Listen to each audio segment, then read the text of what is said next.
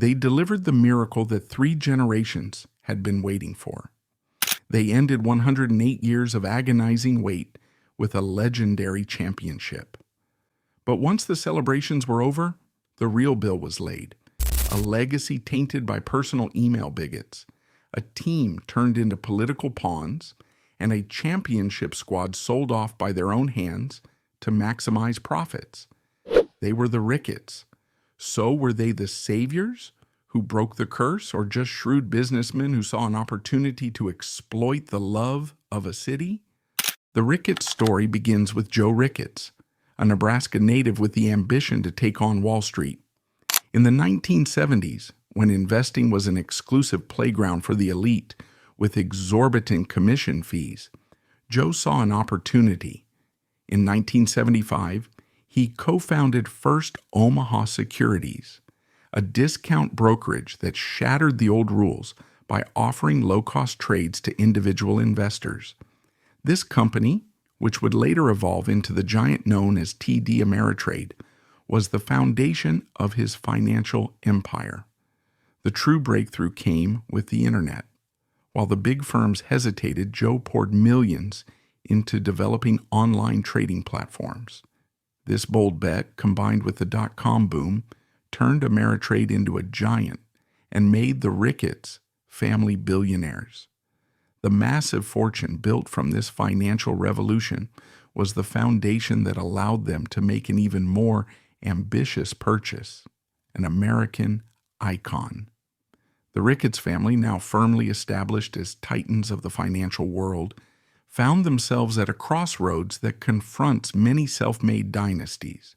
What comes next? For Joe Ricketts, the patriarch, the answer had always been the relentless pursuit of business growth. But for his children, Tom, Pete, Laura, and Todd, who had grown up with immense wealth and opportunity, the challenge was different. It was about forging their own identities and creating a legacy that was distinct from their fathers.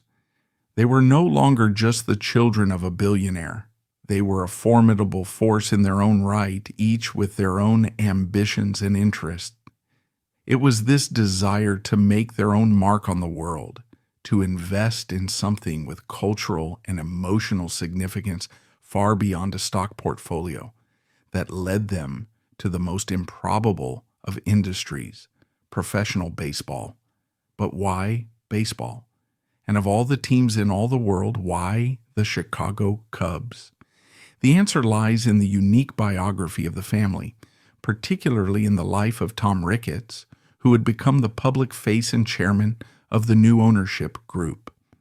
Tom, unlike his more politically inclined brothers, was a true baseball romantic.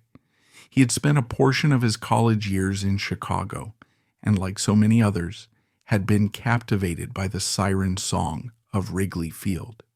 He had fond memories of sitting in the bleachers on sunny afternoons, watching the ivy on the outfield walls, and soaking in the unique, almost spiritual atmosphere of the place. He wasn't just a fan. He was a true believer. He understood that the Cubs were not merely a sports franchise. They were a civic religion, a multi-generational bond of shared hope, and more often than not, shared heartbreak. The object of their affection was no ordinary team. To understand the Chicago Cubs of the late 2000s is to understand a century of glorious failure. Their last World Series championship had come in 1908, a time of horse-drawn carriages and Theodore Roosevelt. The intervening 101 years had been a masterclass in sporting futility, a seemingly endless parade of near misses, collapses, and bizarre, curse-laden moments. There was the infamous curse of the Billy Goat, supposedly cast upon the team in 1945 by a disgruntled tavern owner who was ejected from Wrigley Field because his pet goat smelled. There was the black cat that crossed the on-deck circle in 1969, presaging a monumental late-season collapse. And there was the Steve Bartman incident in 2003, when a fan's innocent attempt to catch a foul ball was seen as the moment that snatched a championship from their grasp. This history of failure had forged a unique and powerful identity. The Cubs were the lovable losers. Supporting them was a badge of honor, a testament to one's loyalty, resilience, and eternal optimism. It was a culture built on the romantic notion that next year would finally be the year. Their home, Wrigley Field, was a central character in this drama. Opened in 1914, it was a living museum, a relic from a bygone era known as the friendly confines. It lacked the modern amenities and revenue-generating luxury suites of newer stadiums, but it possessed a charm and authenticity that was unmatched. However, by 2009, both the team and the ballpark were showing their age. The team was mired in mediocrity and the stadium was literally crumbling. The longtime owner, the Tribune Company, a media conglomerate, was in the throes of a painful bankruptcy, forced to sell off its assets, including the Cubs. For the Tribune, the team had become a financial liability, a cherished but non-essential part of its portfolio. For the Ricketts family, it was the opportunity of a lifetime. They saw past the curses and the crumbling concrete. They saw a beloved, iconic brand with a massive, passionate, and underserved fan base. They saw a diamond in the rough. Their pitch was simple and powerful. They were not a corporation. They were a family. They were fans who understood the deep emotional connection the city had with the team, and they promised to be the dedicated long-term stewards the franchise so desperately needed. The acquisition process was a long and arduous affair, complicated by the Tribune Company's bankruptcy proceedings. The Ricketts had to navigate a complex bidding war, emerging as the top choice over several other interested groups. While high-profile names like Dallas Mavericks owner Mark Cuban initially showed interest, he was not among the final bidders, but their persistence, their deep pockets, and their compelling narrative as a family of devoted fans ultimately won the day. In October 2009, the deal was finalized. For valued at nearly $900 million, the Ricketts family, officially led by the four siblings, through a family trust, acquired a 95% stake in the team, Wrigley Field, and a share of a regional sports network. The city of Chicago reacted with a cautious optimism. After years of corporate, often detached ownership, the idea of a dedicated family taking the reins was appealing. Tom Ricketts, as the new chairman, presented himself as one of them, a humble, soft-spoken fan who just happened to have the resources to buy the team. He spoke of preserving the magic of Wrigley Field while making the necessary investments to build a consistent winner. He promised to honor the past while building a new future. The family's initial message resonated deeply with a fan base starved for a championship. The era of the lovable losers, they vowed, was coming to an end. A new era, one of sustained success, was about to begin. But no one, not even the most optimistic fan, could have predicted the long, painful, and ultimately glorious path that lay ahead. The quest to break the longest curse in sports had officially begun. The first few years of the Ricketts ownership were a period of learning and adjustment.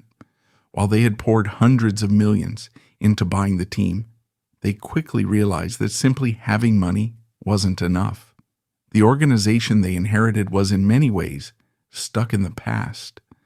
The scouting and player development systems were outdated, the facilities were subpar, and the front office lacked a clear, cohesive, long-term strategy. The team on the field was a collection of aging, expensive veterans, and the farm system, the lifeblood of any successful baseball team, was barren. The Cubs were not just losing. They were built to lose, locked in a cycle of mediocrity. Tom Ricketts and his siblings understood that they needed a radical change in philosophy. They needed to tear down the old structure and rebuild it from the foundation up. And for a task that monumental, they needed a visionary architect, a proven winner who wasn't afraid to make unpopular decisions in the service of a greater goal. In the autumn of 2011, they made the single most important decision of their tenure. They pulled off a stunning coup, luring Theo Epstein away from the Boston Red Sox to become the Cubs' new president of baseball operations. To the baseball world, this was the equivalent of a struggling tech startup hiring away Apple's top designer. Theo Epstein was a legend, a wunderkind who had, at the tender age of 28, become the youngest general manager in baseball history. More importantly, he was the man who had assembled the 2004 Boston Red Sox team that broke the 86-year-old curse of the Bambino. He was the curse breaker, the architect of the impossible. His arrival in Chicago was a seismic event.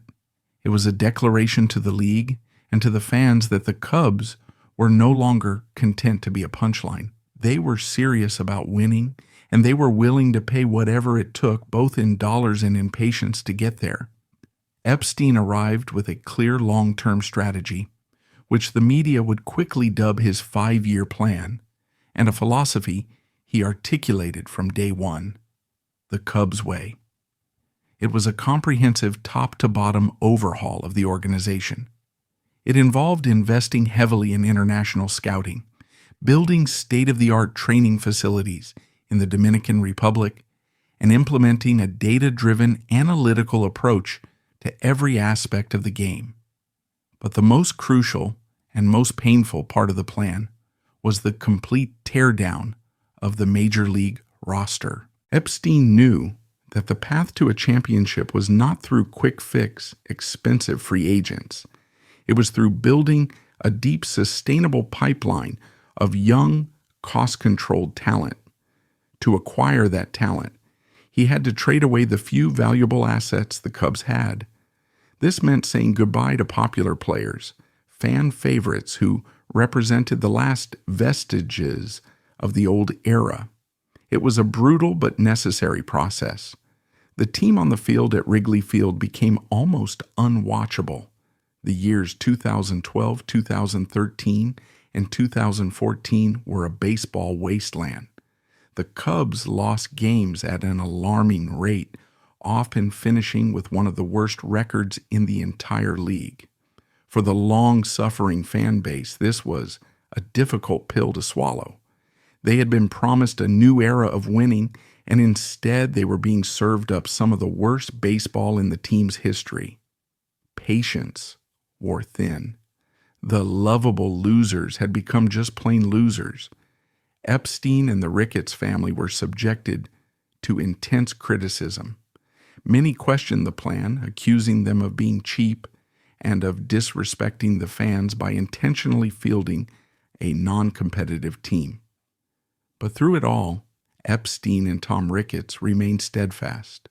They continually preached patience, asking the fans to trust the process.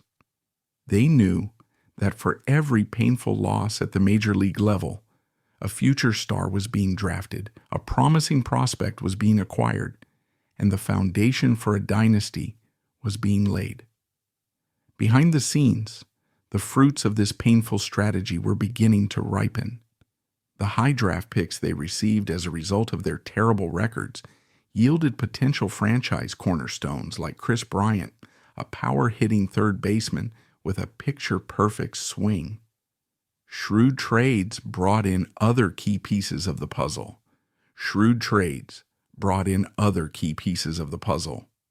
In a masterstroke of a deal in early 2012, Epstein acquired a young first baseman named Anthony Rizzo from the San Diego Padres in exchange for pitcher Andrew Cashner.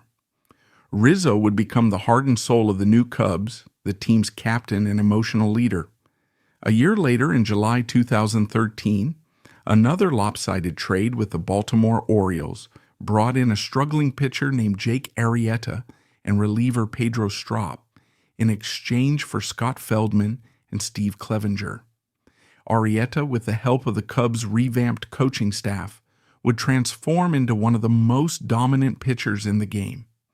They supplemented this young core with savvy international signings, discovering hidden gems like shortstop Javier Baez, a defensive wizard with electrifying talent. Simultaneously, the Ricketts family was fighting another equally challenging battle on a different front: the renovation of Wrigley Field.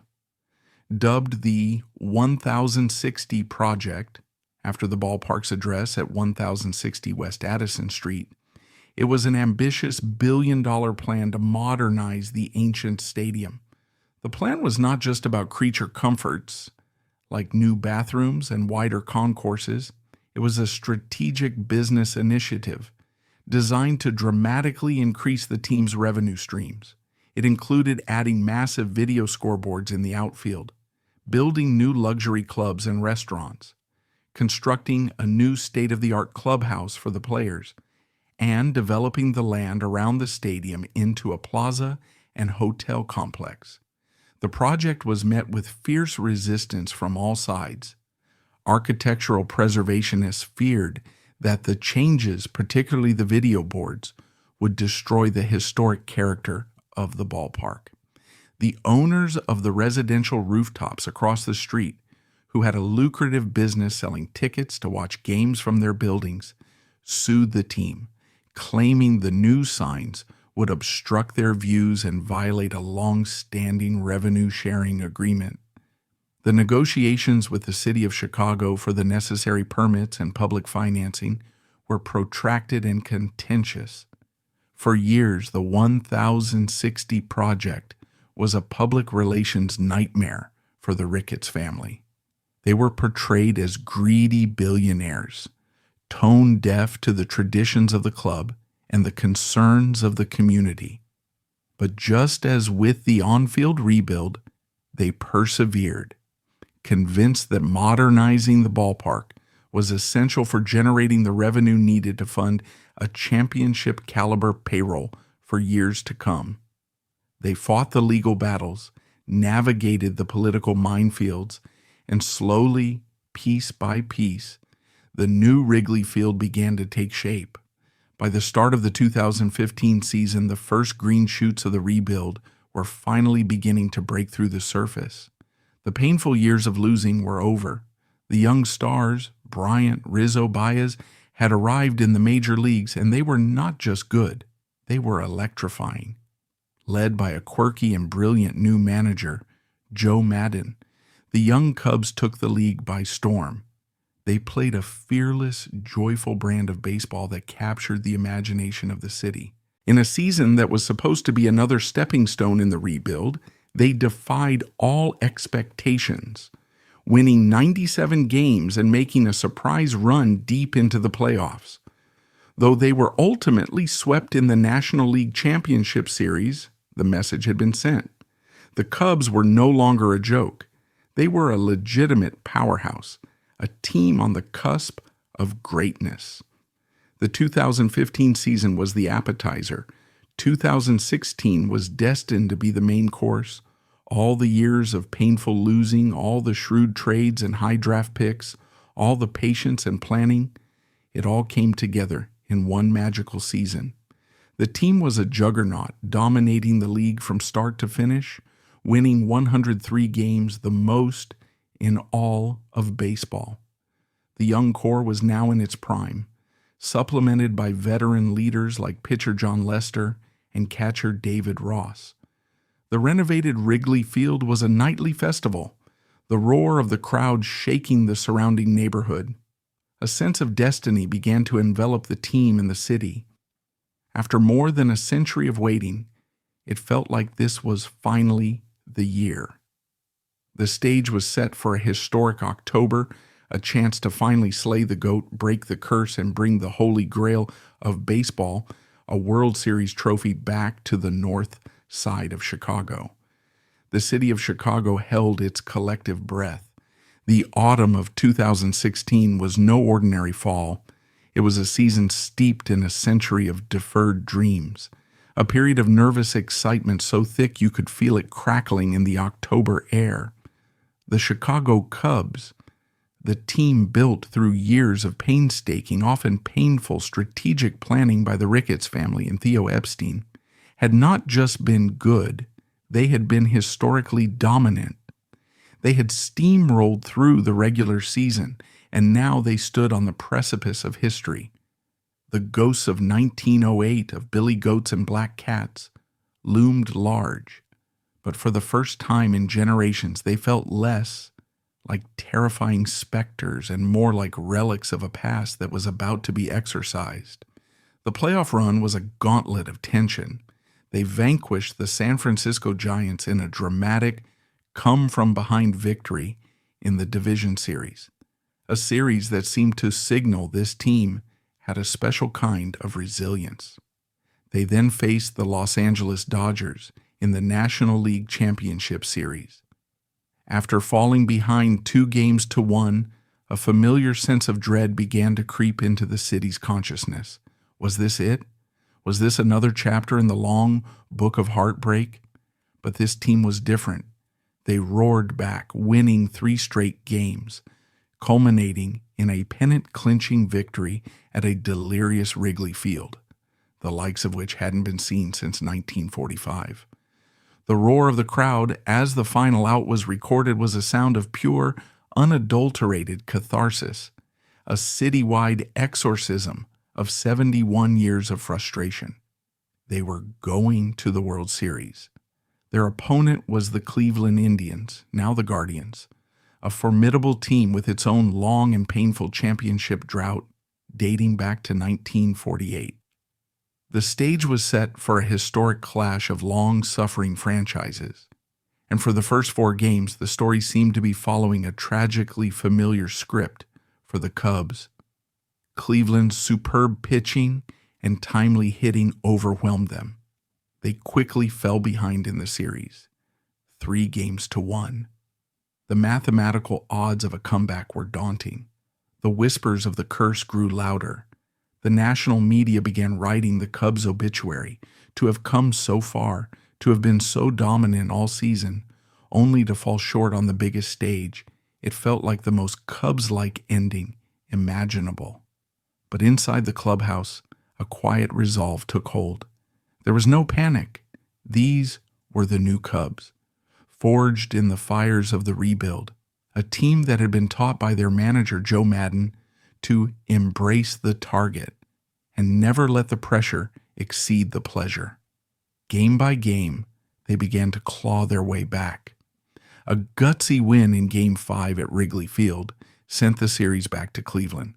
A dominant offensive outburst in Game 6 tied the series at 3 games apiece. It all came down to this: 1 game, winner take all. Game 7 of the 2016 World Series. It would become one of the most dramatic, nerve-shredding, and unforgettable baseball games ever played. The tension was almost unbearable. The opening moments felt like a dream. On the 4th pitch of the game, Cubs center fielder Dexter Fowler hit a soaring home run, giving his team an immediate lead and sending the thousands of traveling Cubs fans in the stadium into a frenzy. It felt like a sign, a declaration that this night would be different. The Cubs built on that lead, chipping away at Cleveland's ace pitcher. In the 6th inning, in a moment of pure storybook magic, the team's veteran catcher, 39-year-old David Ross, playing in the final game of his career, hit a home run, becoming the oldest player to do so in a World Series Game 7. As the game moved into the late innings, the Cubs held a seemingly comfortable 6-3 lead. Victory felt tantalizingly close. They brought in their flame-throwing closer, Aroldis Chapman, to lock it down. But the baseball gods were not done with their drama. With 2 outs in the bottom of the 8th inning, Cleveland's Ray-J Davis hit a stunning line drive 2-run home run that just cleared the high left field wall, tying the game. The Cleveland crowd erupted in a deafening roar. The Cubs and their fans were stunned into silence. It was a gut punch of epic proportions. a moment of such profound deflation that it felt like the curse had just delivered its final, most cruel blow. The game went to extra innings, but just as the 10th inning was about to begin, the skies opened up. A sudden downpour forced the grounds crew to roll out the tarp. A rain delay. For 17 agonizing minutes, the players, the fans, and millions watching around the world were left to contemplate the unbearable tension. In that moment of forced reflection, something remarkable happened in the visiting team's weight room.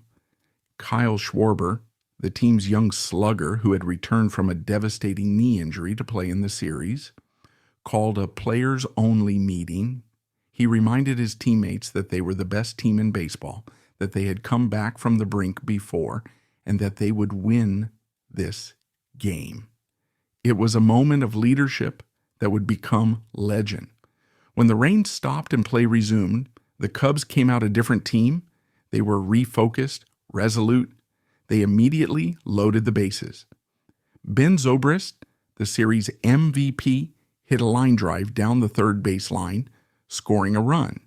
Miguel Montero followed with another single, adding a crucial insurance run. The Cubs took an 8-6 lead, but it still wasn't over. In the bottom of the 10th, Cleveland mounted one last rally, scoring a run and putting the tying run on base. The entire season, 108 years of history, came down to one final out. Rookie pitcher Carl Edwards Jr., who had started the inning, was replaced by Mike Montgomery. He induced a weak ground ball from Cleveland's Michael Martinez. Third baseman Chris Bryant, a smile already breaking across his face, fielded it cleanly. His throw across the diamond to Anthony Rizzo was true. And then, pandemonium. The curse was broken. The drought was over. The Chicago Cubs were World Series champions. Players dogpiled on the infield. Grown men weeping with joy.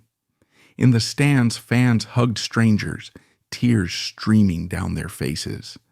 Back in Chicago, an entire city exploded in a celebration that had been bottled up for more than a century. The streets around Wrigley Field became a sea of humanity, a joyous, cathartic release of emotion that was almost primal in its intensity. A few days later, the city threw a victory parade. An estimated crowd of up to 5 million people, according to city officials, one of the largest gatherings ever seen in the U.S., flooded the streets to celebrate their heroes. It was a moment of pure, unadulterated civic pride and unity. And at the center of it all stood the Ricketts family. They were no longer just the owners of a baseball team. They were the saviors, the architects of the impossible, the family that had delivered a city from its long sporting nightmare. Their approval ratings were stratospheric. They had achieved the pinnacle of sports ownership, fulfilling their promise and etching their name into Chicago lore forever. In that glorious sun-drenched autumn of 2016, it seemed as though their legacy was secure, their place in the city's heart untouchable. The goodwill they had banked felt infinite. But as history so often teaches us, the higher you climb, the further you have to fall. The years immediately following the 2016 championship were good, but they never quite recaptured the magic. The team remained a contender, making the playoffs in the next 2 seasons, but the dream of a sustained dynasty, of multiple championships, began to fade. The young core, once the envy of baseball, began to show signs of wear. Key players battled injuries and slumps. The front office made a few costly missteps in player evaluation and free agent signings. The rest of the league, particularly division rivals like the Milwaukee Brewers and St. Louis Cardinals, caught up. The sense of invincibility was gone, replaced by a more familiar feeling of competitive anxiety. The fan base, while eternally grateful for the 2016 title, began to grow restless. The Ricketts, once universally praised for their willingness to spend, started to face criticism for a more fiscally conservative approach. There was a growing perception that after securing the championship and the massive revenue boost that came with it, the family was more focused on the bottom line of their burgeoning real estate empire around Wrigley Field than on fielding the best possible team. The goodwill, while still substantial, was beginning to erode at the edges. But these were, for the most part, typical sports-related grumblings, the natural ebb and flow of fan sentiment. No one could have predicted the bombshell that was about to detonate, a scandal that had nothing to do with batting averages or pitching rotations, but one that would threaten to permanently tarnish the family's name and everything they had built. In February 2019, the online news outlet Splinter News published a trove of leaked emails from the family patriarch, Joe Ricketts. The emails, dating back several years, were not about business or baseball. They were a window into his private thoughts, a collection of forewords, jokes, and personal diatribes shared with a circle of friends and associates. And the content was utterly toxic. The revelations were shocking not just for their prejudice, but for the casual, unapologetic nature of the bigotry on display. The most prominent and recurring theme was a deep-seated Islamophobia. In one email, Ricketts endorsed the conspiracy theory that Islam was not a religion, but a cult whose ultimate goal was global domination.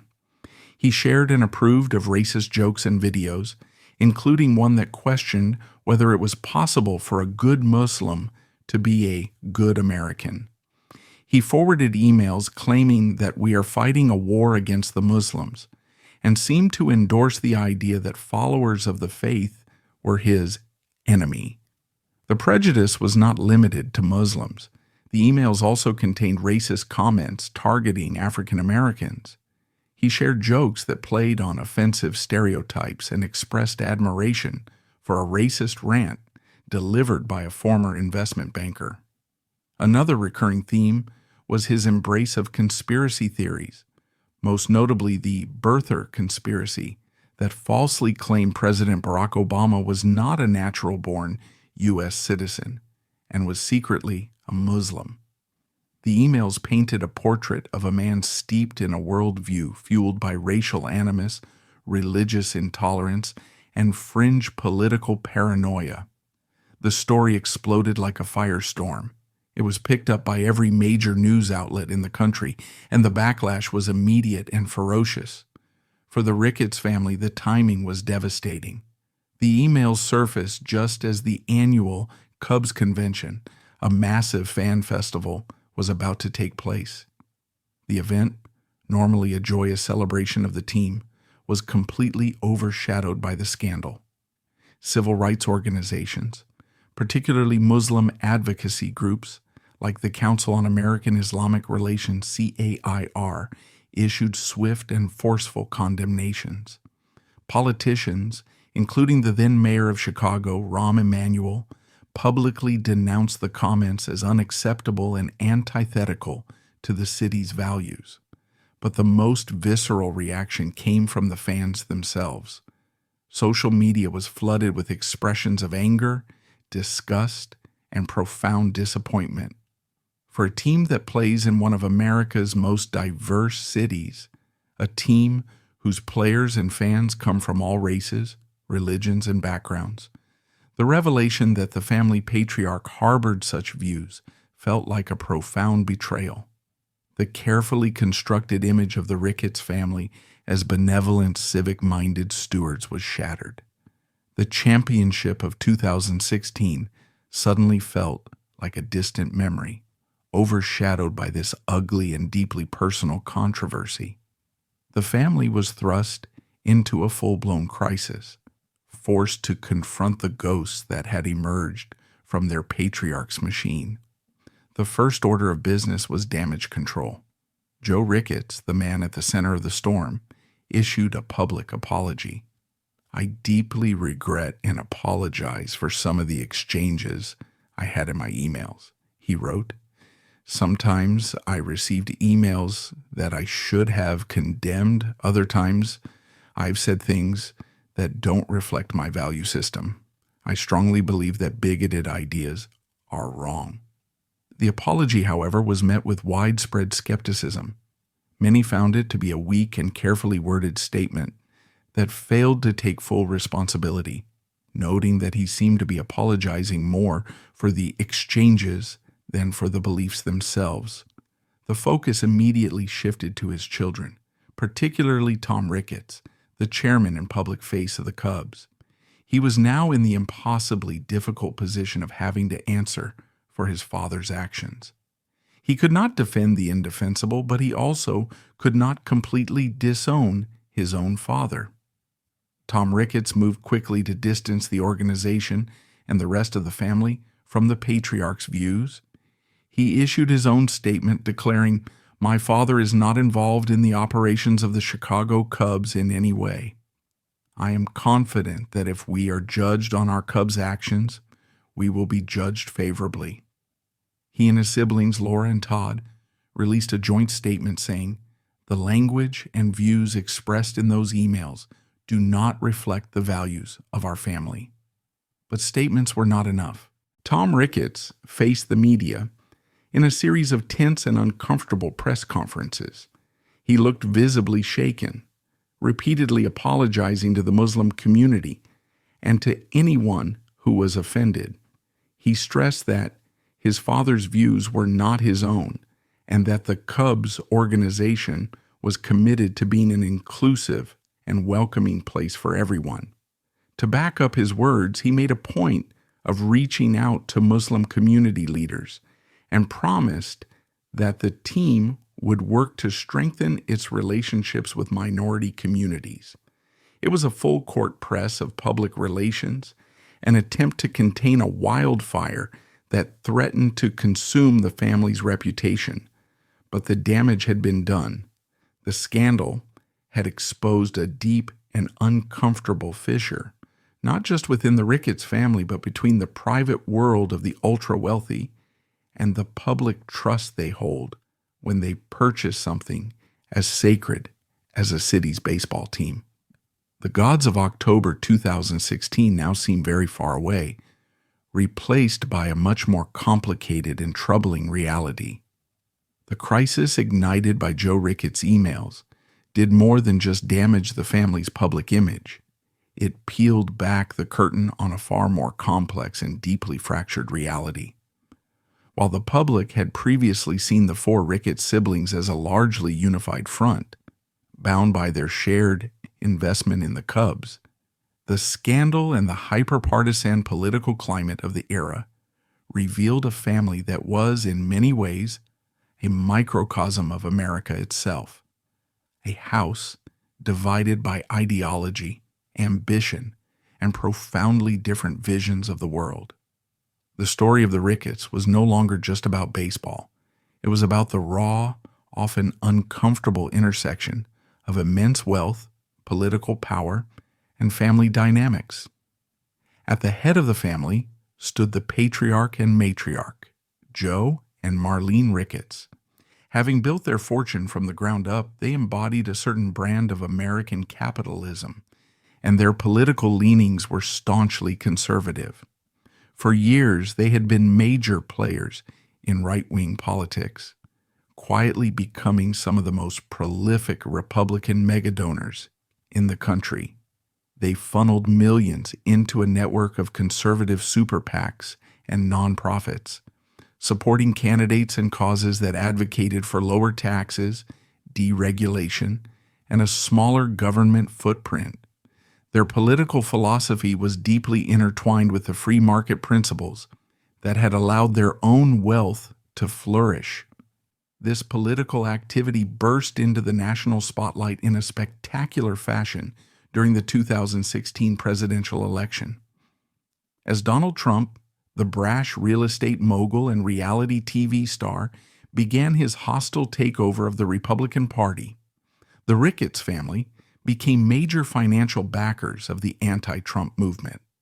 Marlene Ricketts personally contributed millions of dollars to an anti-Trump super PAC called Our Principles PAC, which ran scathing ads attacking his character, his business record, and his conservative bona fides. It was a bold move, pitting the Ricketts financial muscle directly against the populist wave that was sweeping the party. Trump, never one to suffer a slight in silence, responded with a characteristic broadside.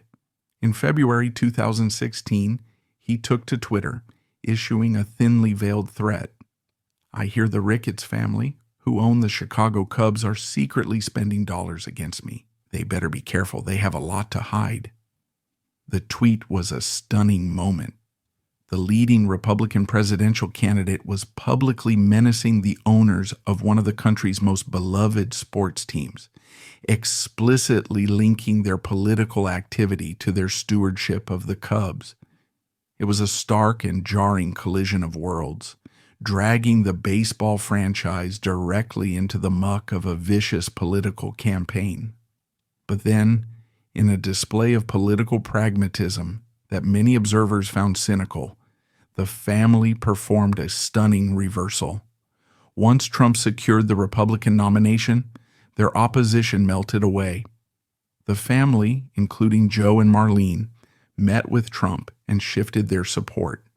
Reports indicated that key family members and their related super PACs directed significant funds, including at least one $1 million donation, to pro-Trump efforts. The shift was jarring. The family that had spent millions trying to stop him was now helping to elect him. For their critics, this pivot was proof that their opposition was never about principle, but about power, and that when faced with the reality of a Trump presidency, they chose to align themselves with the winner to protect their interests. This complex political dance was mirrored in the lives of their sons. Pete Ricketts had built a successful political career in his own right, being elected governor of Nebraska in 2014. As governor, he governed as a staunch conservative, championing tax cuts and opposing abortion rights and LGBTQ+ protections. Like his parents, he initially kept his distance from Trump during the primaries, but eventually fell in line, delivering a primetime speech in support of him at the Republican National Convention. He represented the establishment wing of the party, a traditional conservative navigating the new realities of the Trump era. His brother Todd Ricketts took a much more direct and enthusiastic path into Trump's orbit. He became a key fundraiser for the campaign and was rewarded for his loyalty with a nomination to be Deputy Secretary of Commerce, though he later withdrew due to difficulties in untangling his complex financial holdings. He remained a central figure in the pro-Trump fundraising world, eventually becoming the finance chairman for the Republican National Committee. Todd represented the family's most unambiguous embrace of the new populist right. And then there was Laura. The only daughter among the four siblings, Laura Ricketts was the family's ideological and political outlier. She was an openly gay woman, a lawyer, and a passionate and powerful donor to democratic and progressive causes. While her family was funding the conservative movement, Laura became a prominent Democratic donor, supporting progressive causes like marriage equality. A longtime major fundraiser for Barack Obama's presidential campaigns, she continued her support for the Democratic Party by contributing to candidates including Hillary Clinton in 2016. She was a co-owner of the Chicago Sky WNBA team and a prominent figure in LGBTQ+ advocacy circles. This dynamic created a fascinating, if sometimes awkward, internal contradiction. The same family name was attached to both the RNC finance chair and a major bundler for the Democratic Party. It was a vivid illustration of the deep political polarization that was fracturing not just the country, but even its most powerful families. While they could unite around the goal of a World Series, Their visions for the country's future were diametrically opposed. This internal division, once a private matter, was now public knowledge, adding yet another layer of complexity and controversy to the family's public identity.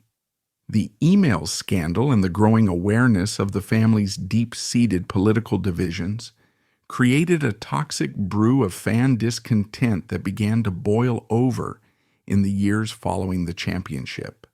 The pure, unadulterated joy of 2016 gave way to a more cynical and transactional relationship between the fans and the ownership.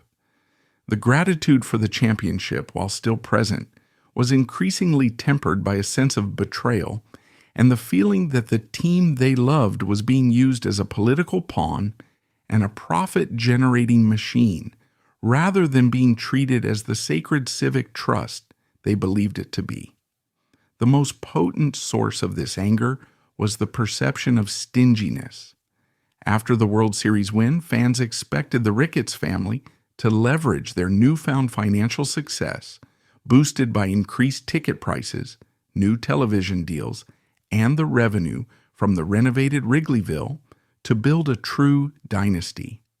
They dreamed of a team that would compete for the championship year after year. Instead, they watched in dismay as the payroll seemed to stagnate, and the championship core of 2016 was slowly and methodically dismantled. It was a slow, painful process, a death by 1,000 cuts for the fan base. First, key role players were allowed to walk away in free agency. Then, in a move that signaled a clear shift in financial strategy, the team began trading away its biggest stars before they reached free agency to avoid paying them the massive contracts they had earned. Slugger Kyle Schwarber, a fan favorite and World Series hero, was unceremoniously let go. Then came the gutting of the team in the summer of 2021. In a single brutal week leading up to the trade deadline, the front office traded away the three remaining pillars of the championship team: shortstop Javier Baez, first baseman, and team captain Anthony Rizzo, and the former MVP, third baseman Chris Bryant. For the fans, it was an act of sacrilege. These weren't just players, they were the heroes who had broken the curse, the faces of a generation of baseball in Chicago. To see them all cast off in a series of salary-dumping trades felt like a slap in the face. It confirmed the worst fears of many fans, that the 2016 championship had not been the beginning of an era, but the profitable end of a business cycle. The narrative took hold that the Ricketts family had gotten what they wanted, their championship, and the dramatic increase in the franchise's value that came with it, and were now content to field a cheaper, less competitive team while focusing on their lucrative real estate ventures around the ballpark. This frustration was amplified by the family's conspicuous political spending. Fans, accessing public records of campaign donations, would angrily post on social media and online forums, contrasting the millions of dollars the Ricketts were donating to political super PACs with the team's refusal to pay for its own homegrown stars. The argument was simple and powerful. They have endless money for politicians, but they're too cheap to keep the team that we love together. The dismantling of the 2016 core, viewed through the lens of the family's conservative politics and Joe Ricketts' offensive emails, felt to many like a profound lack of respect for the players, the fans, and the diverse city they represented. The disillusionment became palpable. Chants of "sell the team" could occasionally be heard at Wrigley Field. Online petitions calling for the Ricketts to sell the franchise garnered thousands of signatures. The owners, once hailed as conquering heroes at the victory parade, were now often booed when shown on the stadium's new video boards. The goodwill had not just eroded. For a significant portion of the fan base, it had completely evaporated, replaced by a deep and abiding distrust. The Ricketts had won the World Series, But in the years that followed, they seemed to be losing the city's heart. And so, we're left with a tangled story of the Ricketts family. A story that is not a simple morality play of heroes and villains. It's a deeply American saga of ambition, success, and the messy consequences of immense wealth and power. There's no denying their monumental achievement. They took the most cursed franchise in sports and delivered a miracle. The 2016 World Series was a moment of pure, transcendent joy for millions. And for that, their place in baseball history is secure. But that is not the only story. Their tenure is also a cautionary tale. The patriarch's intolerance cast a dark shadow. The family's political maneuvering dragged a beloved civic icon into America's toxic culture wars. And their business decisions after the championship left many fans feeling that, in the end, profit mattered more than loyalty. The Ricketts family broke the longest curse in sports, but in doing so, they revealed a more modern, more troubling one. The curse of an era where the lines between the game we love, the money that controls it, and the politics that divide us have become impossibly and perhaps permanently blurred.